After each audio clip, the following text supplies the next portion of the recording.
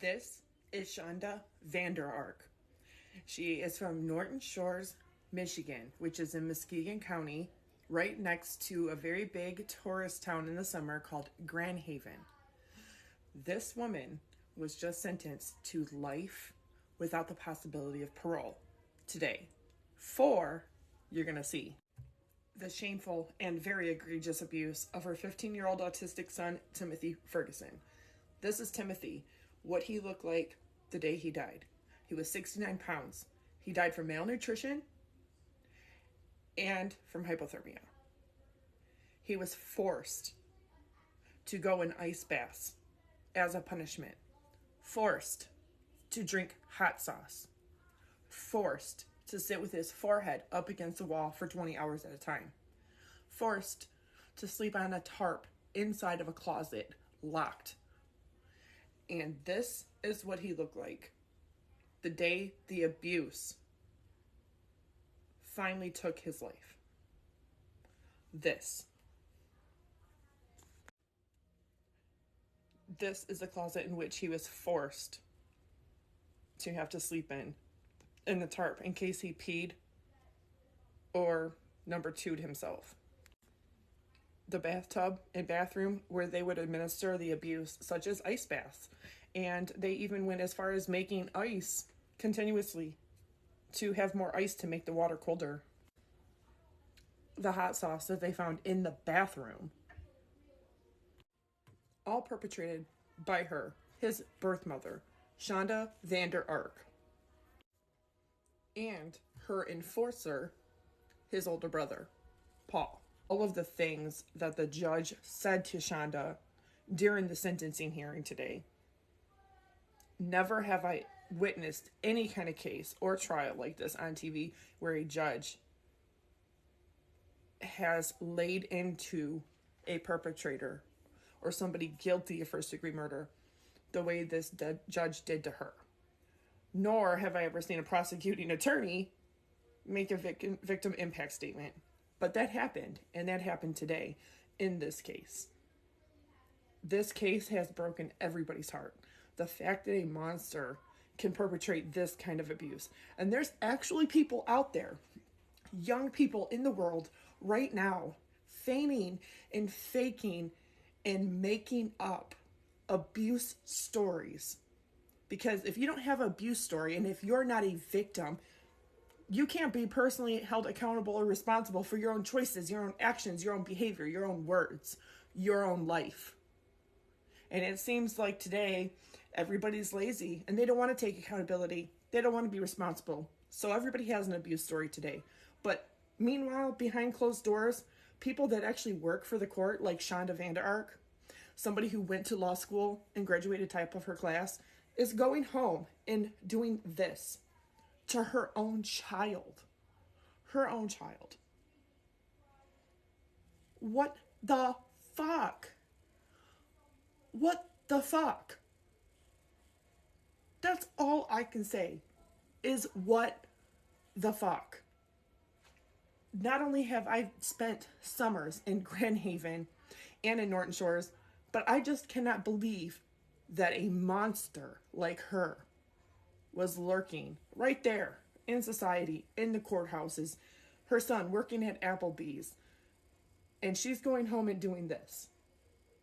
What hurts my heart the most is the fact that society failed this boy, that there are no checks and balances in place to prevent this from happening, because life is precious.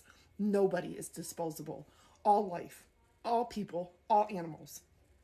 Nobody is disposable. But people dispose of people every day. And they still get to live out their life in prison. Michigan, unfortunately, doesn't impose capital punishment. So the maximum sentence for first-degree premeditated murder and child abuse is life without parole. And I'm going to be the first person to say that is not good enough. That is not good enough. And that is a huge failure to his life, his legacy, his memory. Because this should not have happened. But yet it did. And yet we have people out there faking abuse, feigning abuse, lying about being SA'd, lying about being a victim. Yet real victims, they're right there and nobody ever sees them. And that to me is heartbreaking, heartbreaking reality. 69 pounds and died from malnutrition and hypothermia at the hands of his own mother. I would prefer to remember him like this, just like the judge said. He doesn't want to give that indignity to the rest of the world or to Shanda, but this, as a happy, beautiful, big blue-eyed boy, full of life, full of character, full of personality, full of energy. Or like this.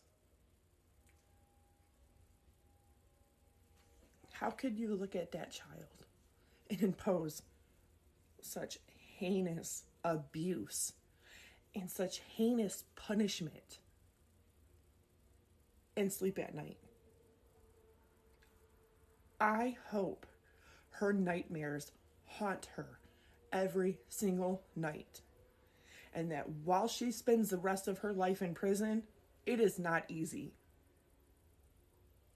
because that still is not even close to justice in any kind of capacity. Life is not disposable. Life is not disposable. This boy should not have died in vain. So while monsters lurk right here in our own hometowns, right here in our own counties, right here in our own backyards, and working at the very courthouse where she's being sentenced and her trial is being held, at what point do we have to fix our society, fix our incarceration system, our abuse system, our child protective services and adult protective services system? At what point? At what point do we put checks and balances in place to prevent this kind of thing? Because this right here should be a lesson to everybody. There should be some kind of prevention act in place to stop this kind of abuse from happening. Because after the fact, anymore is not good enough. It's not. It is not good enough. And I don't accept as a society that we cannot do better. Because we know we can do better. We have not only the potential, but we have the ability. And we should be. Because this is a failure too big to go unnoticed. And he's not here to speak for himself at all.